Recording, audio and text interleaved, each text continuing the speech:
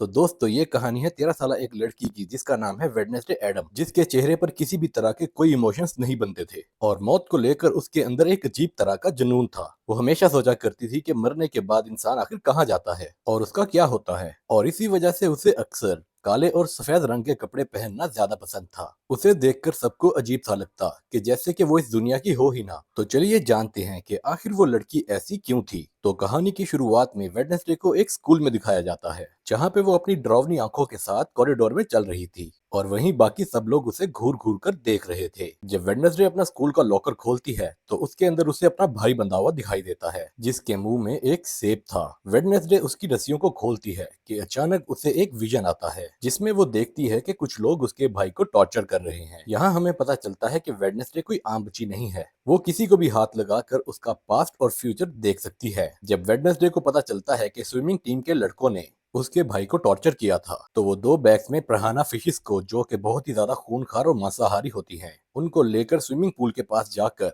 उन खून की प्यासी मछलियों को स्विमिंग पूल के अंदर छोड़ देती है, जिसे देखकर सारे लड़के अपनी जान बचाने के लिए पूल से बाहर निकलने की कोशिश में लग जाते हैं। तब वेडनेसडे उनसे कहती है कि उसके अलावा उसके भाई को कोई भी परेशान नहीं कर सकता। इसके बाद सीन शिफ्ट होता है तो वेडनेसडे के मॉम डैड यानी कि मोंटीजिया और गोम्स को दिखाया जाता है। वो दोनों वेडनेसडे की हरकतों से परेशान हो चुके थे, इसलिए वो उसे नेवरमोर एकेडमी भेजने का फैसला करते हैं। इस एकेडमी में सिर्फ वो बच्चे होते हैं जिनके पास कुछ खास ताकतें होती हैं और यहाँ उन्हें अपनी पावर्स पर काबू पाना सिखाया जाता है। मोंटीसिया और गोम्स भी इसी एकेडमी के स्टूडेंट्स थे, जिससे पता चलता है कि उनके पास भी सुपर पावर्स हैं। सीन शिफ्ट होता है और एक लड़के इम्बाक्स को दिखाया जाता है, जो एक हाइकर था। वो नेवोमो एकेडमी के पास वाले जंगल में अकेला चला जाता है। वो जंगल में एक जगह रुककर आराम कर रहा होता है कि अचानक एक अनजान क्रिएचर उसके ऊपर हमला कर देता है और उसे मार देता है। तो उस एरिया के पुलिस ऑफिसर को उसकी जख्मी बॉडी मिलती है, तो वो आसपास की जगह की जांच करते हैं। यहाँ पता चलता है कि ये पहला हादसा नहीं था, बल्कि इससे पहले भी कई हादसे यहाँ पर हो चुके हैं। दूसरी तरफ वेडनेसडे एकेडमी में जाती है और वहाँ की प्रिंसिपल लेरिसा वेम से मिलती है,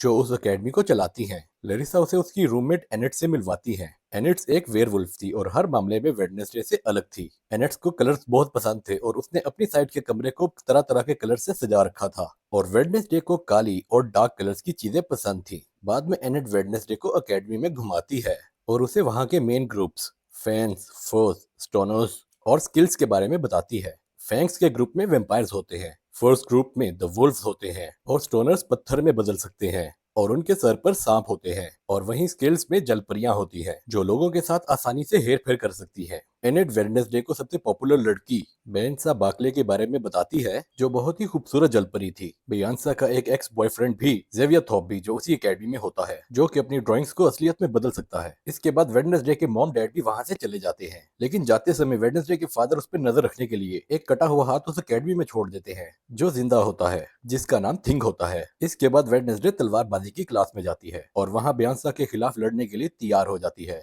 बेयांसा और वेडनेसडे के बीच में जबरदस्त लड़ाई होती है और दोनों बराबर पॉइंट्स पर होते हैं। इसके बाद बेयांसा वेडनेसडे को कहती है कि वो बगैर किसी हेलमेट के ये गेम खेलना चाहती है, और ये खेल तब खत्म होगा जब दोनों में से किसी एक के शरीर से खून निकलेगा। दोनों के दरमियान फिर से लड़ाई शुरू होती है और दोनों एक दूसरे के ऊपर वार पे वार करते हैं। बेयांसा वेडनेसडे पर वार करती है तो तभी उसके फोरहेड पर एक कट लग जाता है, जिससे वेडनेसडे के फोरहेड से खून निकलने लगता है और इस तरह बेयांसा जीत जाती है। वेडनेसडे को चोट पर मरहम लगाने के लिए लेकर जाया जाता है। जैसे ही वेडनेसडे पट्टी लगवाकर बाहर निकलती है तो एकेडमी की छत से एक बर्ड के आकार का बड़ा सा पत्थर उसके ऊपर गिरने वाला होता है, लेकिन उसी वक्त जेवियर उसे धक्का देकर बचा लेता है। कुछ देर बाद वेडनेसडे अपने कमरे में वापस आती है तो उसे महसूस होता है कि कमरे में कोई है और उस पर नजर रख रहा है। वो कमरे को चेक करती है और बेडशीट के नीचे उसे थिंग मिल जाता है। वेडनेसडे समझ जाती है कि ये काम उसके मॉम डैड का है और तभी वो थिंग से कहती है कि उसे उसका साथ देना होगा, वरना वो उसे ड्रॉर में बंद कर देगी। थिंग डर जाता है और वो उससे वादा करता है कि वो वेडनेसडे के साथ गद्दारी नहीं करेगा। वेडनेसडे ने जो प्रहाना वाला प्रैंक किया था, उस वजह से उसे एक दिमागी डॉक्टर के पास ले जाया जाता है। नेरेसा उसे नेवोमो एकेडमी के पास ही एक छोटे से शहर जेरिको में चेकअप के लिए लेकर जाती है। वेडनेसडे अपनी थेरेपिस्ट से मिलती है लेकिन उसको किसी के बारे में कुछ भी नहीं बताती। तभी उसके दिमाग में एक प्लान आता है। तभी वो बाथरूम जाने के बहाने खिड़की से निकलकर वहां से भाग जाती है। इसी दौरान वो एक आदमी से टकराती है और उसे एक विजन आता है जहां वो देखती है कि उस आदमी की एक कार एक्सीडेंट में मौत होने वाली है। वेडनेसडे डर जाती है और रिलैक्स होने के लिए एक करीबी कॉफी शॉप में चली जाती है। वहां उसकी मुलाकात पुलिस के बेटे टायलर से होती है जो वहां पर कॉफी बेचने का काम कर रहा होता है। टायलर अपनी कॉफी मशीन ठीक करने की कोशिश कर रहा होता है लेकिन उसे कुछ समझ नहीं आ रहा होता क्योंकि मशीन के मैनुअल पे जो इंस्ट्रक्शंस लिखे हुए थे वो इटालियन भाषा में थे। वेडनेसडे को इटालियन पढ़ना आता था इसीलिए वो आसानी से मशीन को ठीक कर देती है और इसके बदले में वो उसे बस स्टेशन तक छोड़ने को कहती है। टायलर के कुछ कहने से पहले ही वहां पर वो लड़के आ जाते हैं जिन्होंने वेडनेसडे के भाई को टॉर्चर किया था। वो लोग वेडनेसडे को भी परेशान करने लगते हैं। पहले तो वेडनेसडे उन्हें नजरअंदाज करने की कोशिश करती है लेकिन जब बर्दाश्त नहीं होता तो वो उन्हें मारने लगती है। कुछ ही देर में लैरिसा पुलिस के साथ वहां पर आ जाती है और वहां की हालत देखकर उसे गुस्सा आ जाता है। अब वो वेडनेसडे को डांटती है। इसके बाद वो लोग नेवरमेड एकेडमी जाने के लिए निकल पड़ते हैं। तभी रास्ते में उन्हें एक एक्सीडेंट हुआ दिखाई देता है। जिस कार का एक्सीडेंट होता है उसमें वही आदमी था जिससे वेडनेसडे टकराई थी। और फिर उसी रात वेडनेसडे वायलिन में एक बहुत ही डरावना म्यूजिक बजाती है। वो पूर्णिमा की रात थी और भेड़ियों के चिल्लाने की आवाज भी सुनाई दे रही होती है। तभी एनेट वेडनेसडे को बताती है कि वो खुद को वर्डवुल्फ में नहीं बदल सकती और इसीलिए वो बाकी लोगों के साथ नहीं जा सकती थी। इसी दौरान थिंग टेलर के कमरे में जाता है और उसे वेडनेसडे से बात करने के लिए कहता है। टेलर डरकर उसकी बात मान लेता है और वेडनेसडे से वीडियो कॉल पर बात करता है। वेडनेसडे से आने वाले एवसवेयर में मिलने के लिए कहती है और कहती है कि वो लोग वहां पर मजे करेंगे लेकिन असल में वो सिर्फ वहां से भागना चाहती थी। हावेसवेयर में लैरिसा वेडनेसडे पे अपनी चील जैसी नजर बनाए रखती है। इसके बावजूद वेडनेसडे टायलर से मिलने में कामयाब हो जाती है। वो लोग वहां से छुपकर भाग ही रहे होते हैं। तभी वेडनेसडे अपने क्लासमेट रोवन से टकरा जाती है। रोवन फौरन जंगल की तरफ भाग जाता है। रोवन से टकराने के बाद वेडनेसडे को विजन आता है कि रोवन जंगल में किसी चीज के हाथों बेरहमी से मारा गया है। वो डर जाती है और भागने का प्लान बदलकर रोवन को बचाने के लिए जंगल में उसके पीछे चली जाती है। लेकिन इससे पहले कि वो कुछ बोल पाती, रोवन अपनी पावर्स का इस्तेमाल करके वेडनेसडे को एक दरख्त के सहारे ऊपर लटका देता है। इसके बाद वो वेडनेसडे को अपनी माँ के बारे में बताता है जो फ्यूचर देख सकती थी। उसकी माँ ने 25 साल पहले एक तस्वीर बनाई थी और बताया था कि वेडनेसडे नेवरमोर एकेडमी को बर्बाद कर देगी। इसीलिए रोवन कहता है कि कुछ भी बुरा होने से पहले वो वेडनेसडे को मार देगा। इसी के बाद वो अपनी सुपर पावर्स इस्तेमाल करके वेडनेसडे का गला घोंटने लगता है। तभी एक डरावना राक्षस उसके ऊपर हमला कर देता है। वो रोवन को बेरहमी से मार कर वहाँ से गायब हो जाता है। वेडनेसडे उसकी कटी फटी बॉडी के ऊपर से वो पड़ी हुई तस्वीर उठाती है जिसे रोवन की माँ ने बनाया था। उसी वक्त पुलिस का हेड अपने पुलिस ऑफिसर्स के साथ वहाँ पर आता है और रोवन की बॉडी को ढूंढने की कोशिश करता है पर उसे उसकी बॉडी नहीं मिलती। और इसी के बाद वेडनेसडे को पुलिस हेड के साथ दिखाया जाता है जो वहां पर हुए हादसे के बारे में पुलिस को बताती है। मगर पुलिस को उसकी बात पर बिल्कुल भी यकीन नहीं आता और उसे लगता है कि ये काम नेवरमोर एकेडमी के ही किसी स्टूडेंट का है। तो तभी वहां पर एक ऑफिसर आ जाता है और उसकी नजर दरवाजे से निकलते हुए रोवन पर पड़ती है जो कि जिंदा था। और अगले दिन जब वेडनेसडे अपनी एकेडमी में जाती है तो देखती है कि एनेट एक पीओ कप नामी कंपटीशन की तैयारी में बिजी है। ये एक बोट रेस का कंपटीशन था जो हर साल एकेडमी में ऑर्गेनाइज किया जाता है। बाद में वेडनेसडे दोबारा रोवन से बात करने की कोशिश करती है लेकिन लैरिसा उसे बताती है कि रोवन को एकेडमी से निकाल दिया गया है। उसे निकालने की वजह वो उसे नहीं बता सकती। तभी वेडनेसडे को शक होता है और वो प्लान बी के मुताबिक थिंग को रोवन पर नजर रखने के लिए उसके पीछे भेजती है।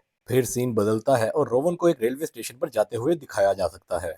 थिंग उसका पीछा करता है और रोवन आसपास का माहौल चेक करने के बाद एक वॉशरूम में चला जाता है जहां वो अपना रूप बदलकर एक बूढ़ा आदमी बन जाता है। तभी थिंग अपना रास्ता भटक जाता है और इसीलिए वो रोवन को अपना रूप बदलते हुए देख नहीं पाता और इसके बाद वो बूढ़ा आदमी लैरिसा का रूप ले लेता है। और फिर यहाँ पर पता चलता है कि लैरिसा ही अपना रूप बदलकर रोवन की मौत को छुपाने की कोशिश कर रही थी। वेडनेसडे के पास और कोई रास्ता नहीं होता इसलिए वो रोवन की मौत का सुराग ढूंढने के लिए जंगल में जाती है जहाँ उसे टेलर मिलता है जो अपने बाप का पीछा करते हुए वहाँ पर आया था। थोड़ी देर बाद वेडनेसडे को रोवन का चश्मा मिलता है। वो उसे उठाती है और उसे विजन आते हैं कि रोवन के पास नीले रंग की एक किताब थी जिस किताब से उसे उसकी माँ की बनाई हुई वो तस्वीर मिली थी। और इसके फौरन बाद वेडनेसडे अपनी क्लास टीचर के पास जाती है और उससे किताब के बारे में पूछती है। उसकी टीचर उसे बताती है कि वो किताब पुराने स्टूडेंट्स के सम्मान के साथ जुड़ी हुई है जिसे नाइट शेड्स कहा जाता है लेकिन उस समाज को बहुत पहले ही खत्म कर दिया गया है। फिर स्कूल से जाने के बाद वेडनेसडे रोवन के कमरे में वो किताब ढूंढने के लिए जाती है। रोवन के बेड के नीचे उसे एक मास्क मिलता है। वो वहां से जाने ही वाली होती है कि तभी वहां पर रोवन का रूममेट जेवियर आ जाता है और उसे देखकर वेडनेसडे पलंग के नीचे छुप जाती है।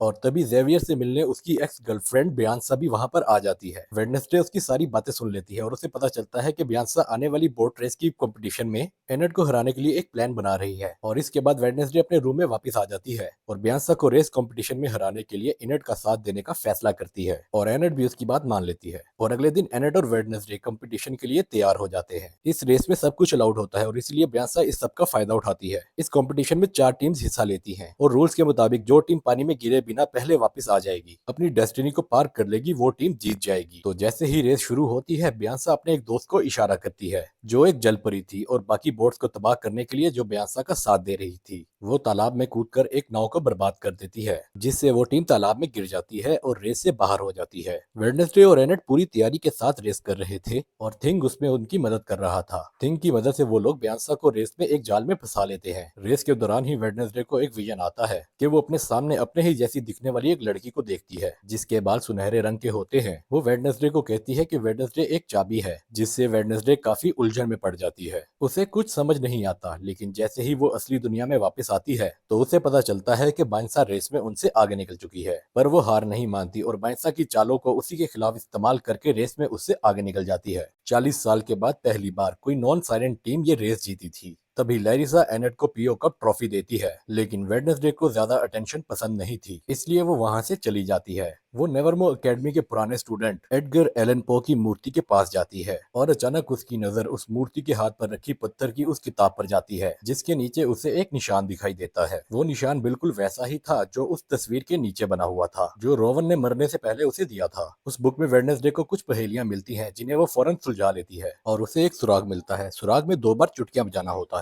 जब वो 2 बार चुटकियां बजाती है तो अचानक एक छुपा हुआ बरामदा खुल जाता है, जहाँ एक गुप्त कमरा होता है, जहाँ वेडनेसडे को रोवन की किताब मिल जाती है जिसमें से रोवन ने तस्वीर को फाड़कर निकाला था। तो तभी वो उस किताब को अपने बैग में रखती है, लेकिन इससे पहले कि वो आगे जा पाती, कोई उसके सर को एक काले कपड़े से ढक देता है। थोड़ी देर बाद जब काले कपड़े को हटाया जाता है तो वो देखती है कि बियांसा, जेवियर और कुछ स्टूडेंट उसको घेर कर खड़े हुए हैं और ये सभी नाइट शेड्स के मेंबर हैं। यहाँ पता चलता है कि लैरिसा ने उनके इस ग्रुप को खत्म किया था और इसके बाद जेवियर उसे अपने ग्रुप में शामिल होने के लिए कहता है, लेकिन वेडनेसडे मना कर देती है और वहाँ से चली जाती है। इसके बाद लैरिसा को दिखाया जाता है जो आउटरीच डे के बारे में घोषणा करती है, जहाँ अकेडमी के सारे लोगों को आम लोगों से मिलना जुलना होता है और उनके साथ मिलकर काम करना होता है और इन लोगों को नोमिस कहा जाता है। जब वो लोग शहर पहुंचते हैं तब वेडनेसडे जेवियर को बताती है कि उसके रूममेट की मौत हो चुकी है, पर उसे उसकी इस बात पर यकीन नहीं होता और वो कहता है कि रोमन की मौत नहीं हो सकती, उसे तो बस अकेडमी से निकाल दिया गया है। और इसके बाद वेडनेसडे उसे वो तस्वीर दिखाती है जो रोवन की माँ ने बनाई थी। जेवियर उस तस्वीर को गौर से देखता है और कहता है कि इस तस्वीर में जो आदमी है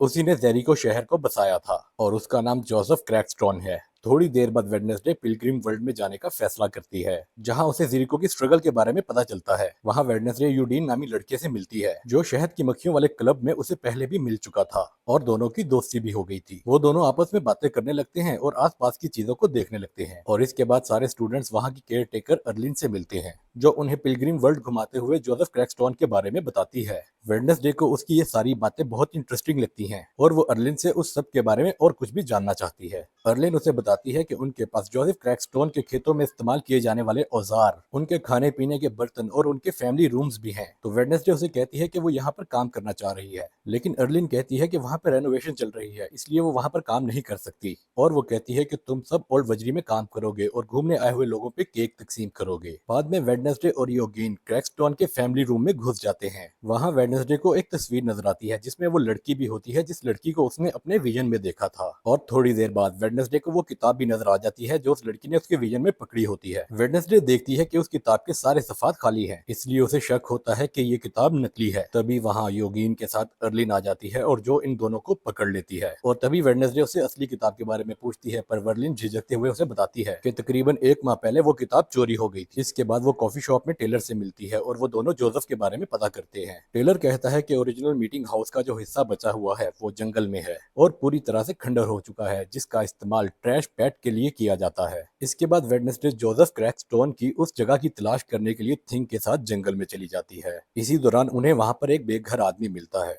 लेकिन थिंग उसका दम घोटने लगता है और उसे डराकर वहां से भगा देता है। तभी वेडनेसडे को वहां पर एक विजन आता है और खुद को 400 साल पहले एक टाइम में देखती है, जहां वो सुनहरे बाल वाली लड़की दिखाई देती है जिसे वेडनेसडे पहले भी अपने विजन में देख चुकी थी। उस लड़की को सारे गांव वालों ने घेर रखा था और उस लड़की को वो सब शैतान की संतान कहकर पुकार रहे थे। और तभी वहां पर जोसेफ क्रैकस्टोन आ जाता है है और उस लड़की को गुडी एडम कहकर पुकारता है और वो कहता है कि गुडी एक डायन है और उसको भी अपनी माँ और उस आरोपी के साथ उसी खेत पर मर जाना चाहिए। इसका जवाब देते हुए गुडी कहती है कि जोसेफ ने उसकी जमीन हड़प ली है और बहुत से बेकसूर लोगों की जानें ली हैं और उनका सुकून भी छीना है। जोसेफ को गुस्सा आ जाता है और वो गुडी को थोड़ी देर तक घूरता है और उस खेत को आग लगा देता है। गुडी अपनी माँ को बचाने की बहुत कोशिश करती है लेकिन उसकी सारी कोशिशें नाकाम हो जाती हैं और जब कोई उम्मीद नहीं बचती तो वो एक गुप्त दरवाजे से निकलकर वहां से भाग जाती है। वेडनेसडे वहां पर छुपकर ये सब कुछ देख रही थी और तभी गुडी वेडनेसडे के पास आती है और उसे कहती है कि जोसेफ अपनी लड़ाई ये तब तक नहीं रोकेगा जब तक वो सबको मार नहीं देगा। इस खुलासे के बाद वेडनेसडे अपनी असली दुनिया में वापस आ जाती है। वो थिंक को सब कुछ बताती है जो उसने अभी अभी देखा था। उनकी बात खत्म भी नहीं होती कि अचानक उन्हें वहां पर वो भयानक राक्षस नजर आ जाता है जिसने रोवन को मारा था और फिर उसी वक्त वहां पर बारिश होने लगती है। वेडनेसडे बारिश में भीगती हुई उसके पीछे भागती है लेकिन वो बहुत आगे निकल जाता है। वेडनेसडे उसके पैरों के निशान का पीछा करती है लेकिन अचानक वो निशान इंसानों के पैरों के निशान में तब्दील हो जाते हैं जिससे पता चलता है कि वो राक्षस कोई इंसान ही है। और तभी वेडनेसडे जेवियर से टकराती है और उसे सब कुछ बता देती है जो उसने देखा था। जेवियर उन पैरों के निशानों को देखना चाहता है मगर बारिश के कारण वो निशान मिट जाते हैं और अगले दिन शहर में जोसेफ की मूर्ति के इफ्तिताह के लिए पूरे शहर के लोगों को इकट्ठा किया जाता है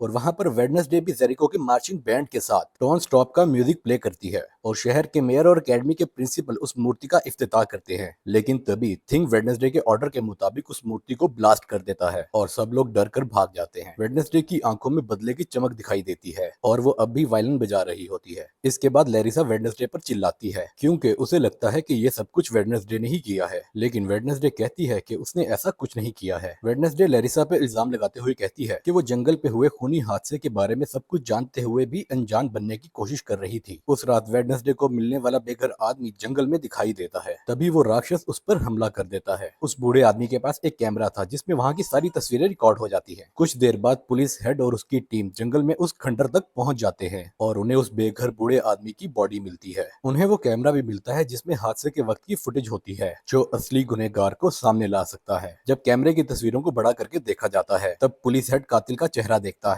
वो एक राक्षस का चेहरा था जिसको देखकर ऐसा लगता है जैसे कि वो किसी के बुरे सपने से निकल कर आया हो। दोस्तों, अगर आपको इस सीरीज के नेक्स्ट एपिसोड चाहिए तो कमेंट बॉक्स पे कमेंट करें।